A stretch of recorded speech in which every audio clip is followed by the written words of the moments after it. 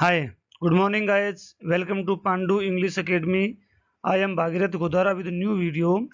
आज हम class 9th के सोशल साइंस के ज्योग्राफी वाले पार्ट की क्लाइमेट लेसन की स्टडी करेंगे। ये उसका सेकंड वीडियो है।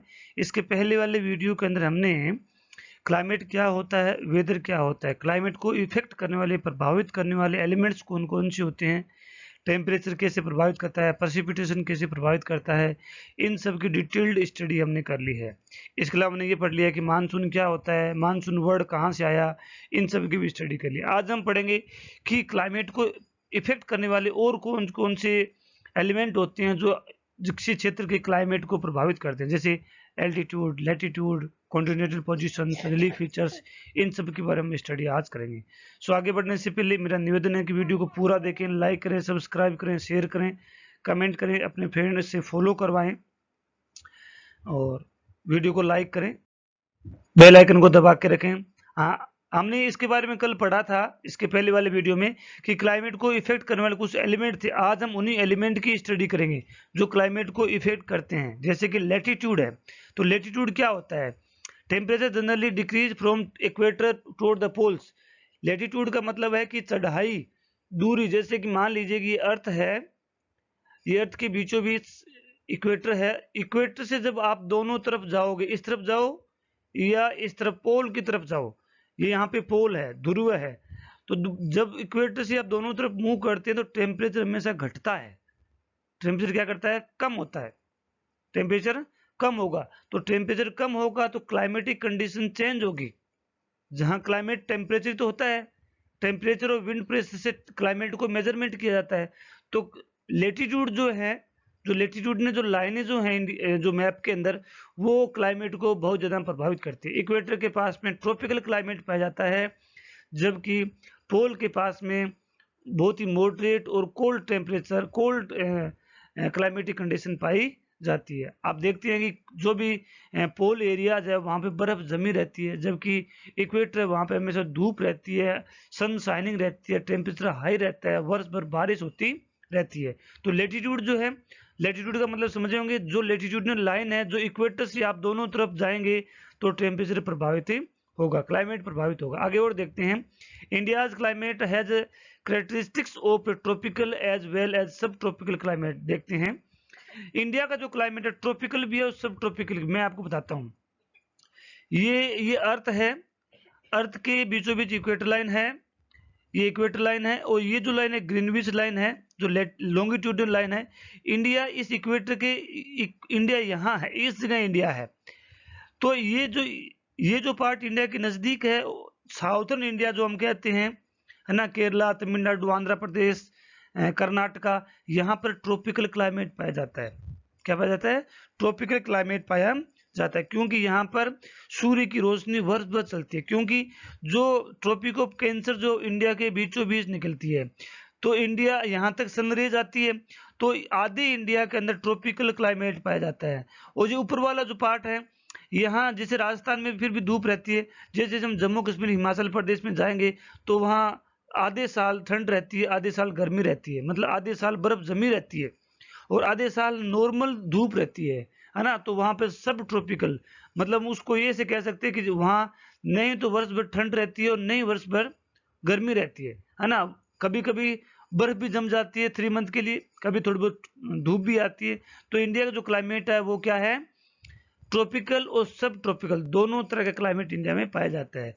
Tropic of cancer passes through mid of the country. मैंने बताया इंडिया के बीचों बीच ट्रॉपिक ऑफ कैंसर, हिंदी में कहते हैं कर्क रेखा, जो इंडिया के बीचों बीच निकलती है, ये काफी प्रभावित करती है। आगे और देखते हैं। अब हमने लेटीट्यूड, अब हम पढ़ते हैं एल्टीट्यूड। एल्टीट्यूड से, from surface of the earth to higher latitude the atmosphere becomes less dense and temperature decrease. जब हम सरफेस से हाई जाते हैं, स्थल भाग से ऊपर की तरफ अगर हम जाएंगे तो टेम्परेचर घटेगा। इससे क्या होगा? क्लाइमेटिक कंडीशन भी चेंज होती रहेगी। सो अब प्रेशर एंड विंड क्या होती है? The pressure and the wind system of any area depend on the altitude. अब क्या होता है, जैसे जैसे हम ऊंचाई पर जाते हैं तो हवा का प्रेशर घटता है, तो टेम्परेचर भी घटता है। तो विंड सिस्टम और प्रेशर आपस में रिलेटेड होते हैं।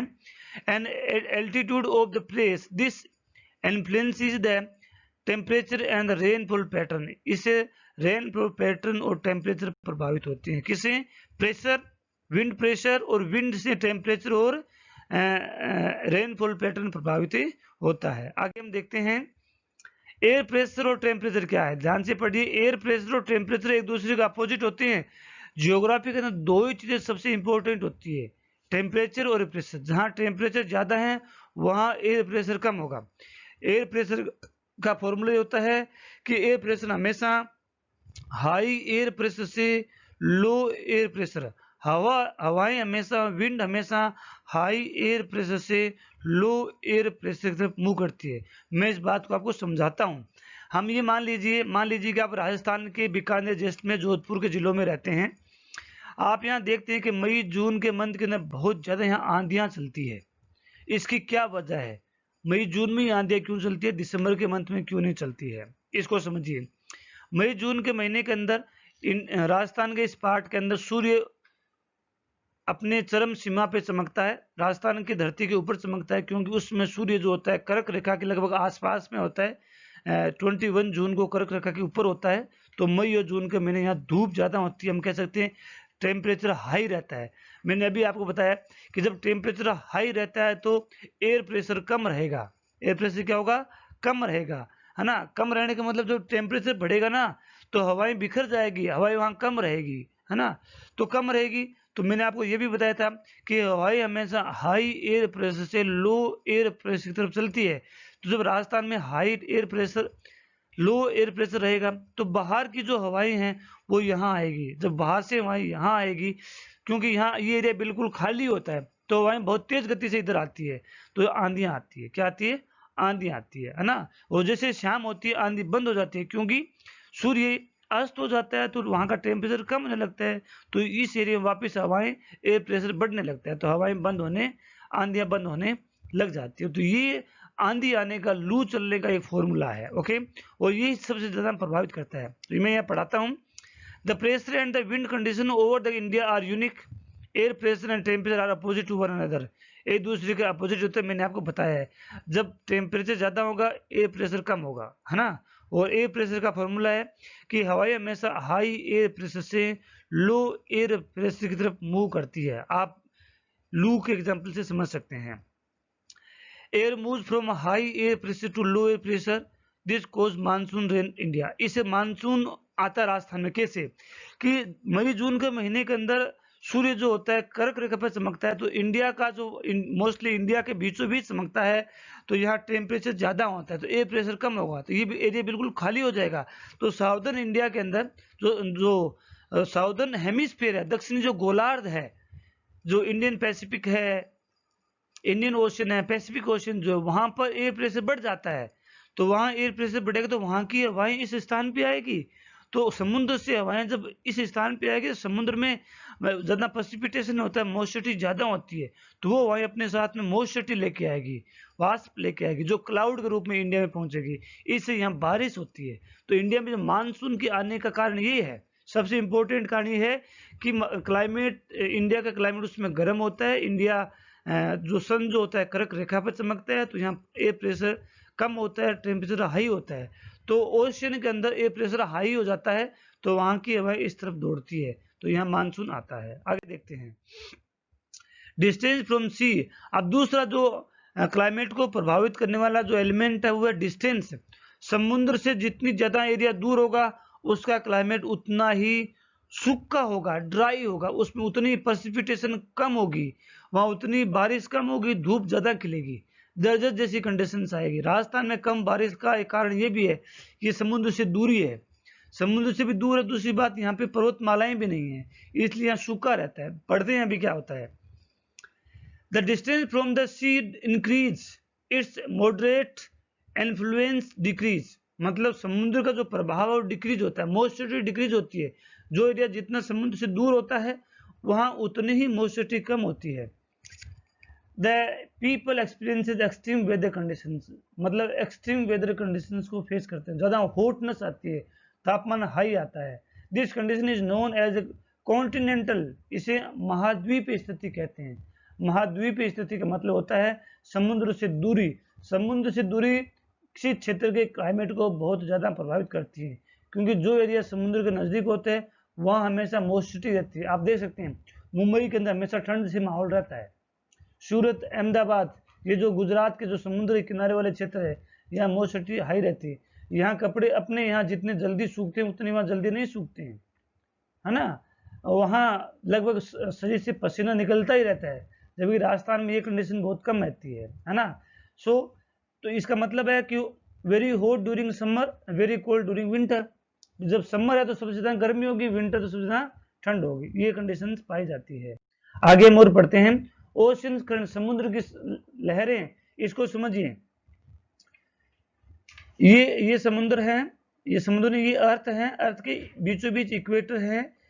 सूर्य हमेशा इक्वेटर पे चमकता है, इक्वेटर और ट्रॉपिक ऑफ कैंसर और ट्रॉपिक ऑफ कैप्रिकॉर्न के बीच में चमकता है। इस क्षेत्र में जो यहाँ पानी होगा वो गर्म होगा, और समुद्र में हमेशा मूवमेंट रहता है।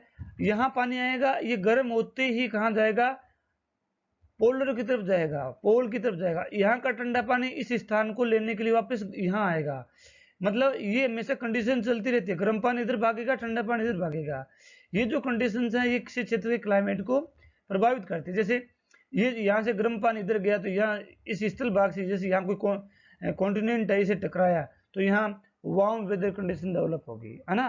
तो कॉन्टिनेंट, समुद्र की जो ओशन की जो करंट जो होती है, जो समुद्र की लहरें जो होती है, किसी क्षेत्र को प्रभावित करती है। समुद्र की लहरें हमेशा इक्वेटर से पोलर की तरफ जाती है, पोलर से इक्वेटर की तरफ आती है, क्योंकि जैसे ही समुद्र का पानी गर्म होगा वो पानी ठंडा होने के लिए पोल की तरफ जाएगा। पोल का पानी जैसे बहुत ज़्यादा ठंडा होगा तो वो वापस जो इक्वेटर में जगह खाली हुई उसका स्थान लेने के लिए इधर दौड़ेगा। ये एक फीचर्स है। तो current, ocean currents along with the on शोर winds affect the climate of the coastal area. आप जैसे ही समुद्र की लहरें क्षेत्र से टकराती, अगर वो ठंडी है तो उस क्षेत्र के एरिया को ठंडा कर देगी, यदि वो गर्म है तो उस क्षेत्र के एरिया को गर्म कर देगी, उस क्षेत्र के क्लाइमेट को गर्म कर देगी। For example, any coastal area with warm और cold current flowing past it will warmed और cooled if the wind are onshore. जैसे गर्म जल दर आकर समुद्र से टकराती है, किसी कॉन्टिनेंट से टकराती है, अगर वो गर्म है तो उस एरिया को गर्म कर देगी, उस एरिया में गर्म धाराएं, गर्म हवाएं चलेगी। ये ठंडी जल धाराएं उस एरिया से टकराएगी तो उस क्षेत्र को ठंडा कर देगी, है ना, इस तरह से प्रभावित करेगी। Why most of the world's desert are located in the western margin of the continent in the tropic subtropics, है ना, ध्यान से पढ़िए। जितने भी सब ट्रॉपिकल एरिया है, ये क्वेश्चन है, इंडिया वर्ल्ड के जितने भी डेजर्ट हैं वो हमेशा कॉन्टिनेंट के वेस्टर्न साइड में पाए जाते हैं, कॉन्टिनेंट के वेस्टर्न किनारे पे ही पाए जाते हैं। ये क्यों है? ये समुद्र की लहरों की वजह से ही है, क्योंकि समुद्र की लहरें उनसे टकराती हैं, अगर वो गर्म लहरें टकराती है जिससे वहां गर्म एटमॉस्फेयर क्रिएट होता है। अब रिलीफ फीचर्स क्या है, ये काफी इंपॉर्टेंट है, पढ़िए, इस इमेज से समझिए। Relief also plays a major role in determining the climate of place. किसी स्थान, इंडिया ने राजस्थान में जो डेजर्ट है, जो सूखा रहता है, बारिश कम होती है, वो उसका मोस्ट कॉमन रिलीफ फीचर्स है। मैं बताऊंगा कैसे। High mountains act as a barrier for cold and hot winds. जैसे ये है, यहाँ माली समुद्र है और ये पहाड़ी है। इंडिया के मैप में वेस्टर्न घाट को मान सकते हैं। यहाँ से समुद्र की मॉइस्चरिटी ऊपर उठेगी और ये ऊपर से उठ करके इससे टकराएगी, तो ये काफी ऊंचा है, तो इसको ये क्लाउड्स क्रॉस नहीं कर पाएंगे, इस क्षेत्र में ज्यादा बारिश होगी। और जब ये बादल हल्के हो जाएंगे तो बहुत कम बादल इस दिशा में आएंगे, तो इस दिशा में आएंगे तो ये बादल खाली होंगे, इसकी मॉइस्चरिटी कम हो जाएगी, तो यहाँ बारिश बिल्कुल नहीं होगी। राजस्थान के रिगार्ड के अंदर मान लीजिए राजस्थान का मैप है, मैं पूरा तो नहीं बना पाऊंगा, यहाँ पर कुछ इसका डायग्राम आपको बना देता हूँ। ये राजस्थान का मैप है। राजस्थान की मैप के अंदर अरावली पर्वतमाला ऐसे फैली हुई है और यहाँ पर अरेबिक सी है, तो यहाँ से उठने वाले जो पानी, जो क्लाउड्स हैं, वो यहाँ आते ही यहाँ करके डिवाइड हो जाते हैं। आधे क्लाउड तो इस तरफ चले जाते हैं, थोड़े बहुत क्लाउड इस तरफ चले जाते हैं। अब जो इस तरफ क्लाउड आते हैं, यहाँ ऐसा कोई बैरियर नहीं है या ऐसी कोई पर्वतमाला नहीं है जो इन क्लाउड्स को रोक सकें, तो यहाँ वाले क्लाउड सीधे राजस्थान को क्रॉस करके हिमालय की तरफ, हिमाचल पंजाब की तरफ चले जाते हैं। आगे हिमालय पर्वतमाला से टकरा करके हिमालय में बारिश करते हैं। इस तरफ जो क्लाउड बढ़ते हैं, यहाँ पे विंध्याचल, सतपुड़ा और भी बहुत सारी पर्वतमालाएं हैं, वो इस तरफ से अरबिक सी आ जाता है, बे ऑफ बंगाल के जो क्लाउड से वो आ जाते हैं, तो इस एरिया में ज़्यादा बारिश होती है। अब इस तरफ से जो क्लाउड आते हैं वो इससे आकर टकराते हैं, तो इसको क्रॉस नहीं कर पाते, अरावली पर्वतमाला को जो क्रॉस नहीं कर पाते हैं, तो यहाँ पर क्या होती है, बारिश होती है। इसीलिए पश्चिमी राजस्थान सूखा रह जाता है, क्योंकि यहाँ ऐसा कोई बैरियर नहीं है जो क्लाउड को कंट्रोल कर सके, क्लाउड को रोक सके, जैसे कि इस पार्ट में बारिश हो सके। यही सबसे बड़ा कारण है कि राजस्थान सूखा रहता है। आगे हम और पढ़ते हैं। They may also cause precipitation if they are high. अगर क्लाउड हाई है, ये हिल्स हाई हैं, तो प्रेसिपिटेशन क्रिएट करती है। Line the path of rain bearing winds, the leeward side of the rain mountains remain relatively dry. Leeward, इसको leeward कहते हैं, ये का छाया वर्षीय क्षेत्र कहलाता है, मतलब ऐसा क्षेत्र जहाँ बिल्कुल बारिश नहीं होती है। आप देखते हैं आंध्र प्रदेश, महाराष्ट्र के किसान समुद्र के किनारे होने के बावजूद भी फांसी खाते हैं, क्योंकि पश्चिमी घाट जो काफी ऊंचा है, पश्चिमी अरबिक ओशन से, सी से जो समुद्र की लहरें उठती हैं, जहाँ से क्लाउड आते हैं, वो पश्चिमी घाट से टकरा कर वहीं बारिश करते थे। मुंबई के ऊपर तो बारिश करते हैं, लेकिन पश्चिमी घाट को क्रॉस नहीं कर पाते हैं। इसी कारण पश्चिमी घाट के पूर्वी साइड में लीवार्ड स्थिति आ जाती है, वहाँ बारिश नहीं होती है। इसी वजह से महाराष्ट्र, आंध्र प्रदेश किसान फांसी लेते हैं, क्योंकि वहाँ हमेशा सूखा रहता है, क्योंकि वो पहाड़ी का छायावर्ती क्षेत्र आ जाता है। आपको समझ में आया होगा। आगे हम और पढ़ते हैं। Upper air circulation jet stream, ये जेट स्ट्रीम काफी अच्छा एक कंसेप्ट है, हम पढ़ेंगे इसको। These are the narrow belt. Jet stream होता क्या है? जेट स्ट्रीम एक बहुत तेज गति से चलने वाली एक वायु का एक धारा है, जो अर्थ से काफी ऊंचाई पर पश्चिम से पूर्व दिशा में बहुत तेज गति से चलती है। जेट स्ट्रीम्स कहते हैं उसे। देखते हैं क्या है ये। These are the narrow belt, संकीर्ण होती है, of high altitude above 1200 metres, 12,000 metre की ऊंचाई पे पाई जाती हैं। वेस्टर्ली विंड बोलते हैं इनको। इन द ट्रोपोस्फेयर, ट्रोपोस्फेयर जो क्लाइमेट का नीचे वाली जो लेयर है एटमोस्फेयर की, उसमें के ऊपर वाली लेयर में पाई जाती है ना। ये 12,000 मीटर की ऊंचाई पाई जाती है। Their speed varies from about 110 kilometre per hour in summer to about 184 kilometre in winter. Winter में इनकी स्पीड बहुत तेज होती है। A number of separate jet streams have been identified. The most constant are the mid altitude and subtropical jet stream. Jet stream कई प्रकार की होती हैं, जो मोस्टली 2 प्रकार की यहाँ बताएगी, उनको पढ़ते हैं। इनको जेट स्ट्रीम क्यों कहते हैं? कि जो जेट का मतलब हम कह सकते हैं एरोप्लेन्स। क्या कह सकते हैं? एरोप्लेन्स। अब क्या करते हैं, जो अच्छे पायलट जो होती है ना, ईंधन को बचाने के लिए इस जेट स्ट्रीम के अंदर अपनी एरोप्लेन को फ्लाई करवा देते हैं। तो हवाएं यहाँ तेज चलती है, तो ईंधन की खपत कम होती है, जेट की स्पीड बढ़ जाती है, वो जल्दी पहुंचता है। हिरोशिमा नागासाकी पे जो बम गिराया गया था, वो जेट स्ट्रीम के माध्यम से गिराया गया था, क्योंकि वो पश्चिम से पूर्व की तरफ बहती है। तो वहां से जेट स्ट्रीम के अंदर जेट स्ट्रीम के अंदर अपनी उस प्लेन को इंस्टॉल कर दिया, और जल्दी से उसका बम यहाँ पहुंच गया, बीच में ब्लास्ट नहीं हो सका। तो सब ट्रॉपिकल वेस्टर्ली जेट स्ट्रीम बोलते हैं। दूसरा है सब tropical easterly jet stream. Westerly का मतलब ये वेस्टर्न से ईस्टर्न तक चलती है। ईस्टर्ली का मतलब ये ईस्टर्न से वेस्ट की तरफ चलती है। तो आगे और पढ़ते हैं इसके बारे में। सब ट्रॉपिकल वेस्टर्ली जेट स्ट्रीम, सब ट्रॉपिकल मतलब इंडिया के ऊपर, ट्रॉपिको कैंसर से बाद में। तो इसकी जो एल्टीट्यूडनल जो साइड है, लेटीट्यूडनल 27 डिग्री से लेकर के 30 डिग्री नॉर्दर्न हेमिस्फीयर में पाई जाती है। Move north of the Himalaya, ये हिमालय के नॉर्थ साइड में मूव करती है। अभी आपको दिखाऊंगा मैं आपको। विंटर के अंदर ये सब ट्रॉपिकल वेस्टर्ली जो है move south of the Himalaya. Winter के अंदर ये इंडिया में आ जाती है, और समर में ये तिब्बत की तरफ मूव कर जाती है ना, ये टेम्परेचर की वजह से मूव करती है। अगर हम बात करें सब ट्रॉपिकल ईस्टर्ली जेट स्ट्रीम की बात करते हैं, तो ये क्या होती है, blow over the peninsular India, summer month में बहती है। लेटीट्यूड 14 डिग्री नॉर्दर्न लेटीट्यूड पर ये पाई जाती है। ये क्या जाती है, ईस्टर्ली जेट स्ट्रीम जो है वो पेनिनसुलर इंडिया में दक्षिणी भारत में प्ले करती है। अब करते हैं vastly cyclone disturbance. Western cyclone disturbance का मतलब है पश्चिमी विक्षोभ जो हमारे शीतकाल में बारिश करते हैं। हमारे कभी कभी देखा है आपने जनवरी फरवरी में यहाँ काफी बारिश होती है, मौसम बिगड़ जाए, इसका क्या कारण है हम पढ़ेंगे अभी। Western cyclone disturbance are weather phenomena of the winter months of the brought in by the westerly flow from the Mediterranean Sea। मैं आपको बताऊंगा, है एक मेडिटेरियन सी है यूरोप के अंदर, वहां पर क्या होती है गर्मी बढ़ती है तो वहां की मॉइस्चरिटी जो वेपराइजेशन और क्लाइमेट में आता है, वहां की जो जेट स्ट्रीम है, जेट स्ट्रीम के साथ में वो मॉइस्चरिटी जो इंडिया में पहुंच जाती है, इसलिए इंडिया के पश्चिमी भागों में बारिश ज्यादा होती है ना, पश्चिमी भागों में बारिश मैं आप बताऊंगा आपको। They usually influence the weather of the north and north western region of India. India के नॉर्थ और नॉर्दर्न वेस्टर्न पार्ट में सबसे ज्यादा ये प्रभावित करता है क्योंकि ये वेस्टर्न साइड से प्रवेश करता है। मैं अभी आपको बताऊंगा। Tropical cyclones occur during the monsoons as well as in the October or November and are part of the easterly flow. These disturbances affect the coastal regions of the country, causes flood and storm in Odisha and Andhra Pradesh. Andhra Pradesh coastal area में कभी बारिश भी तूफान भी आ जाते हैं। अभी देखना आप। यस, आज की वीडियो में इतना ही होगा, बाकी वेस्टर्न साइक्लोन को मैं कल आपको अच्छे से समझाऊंगा।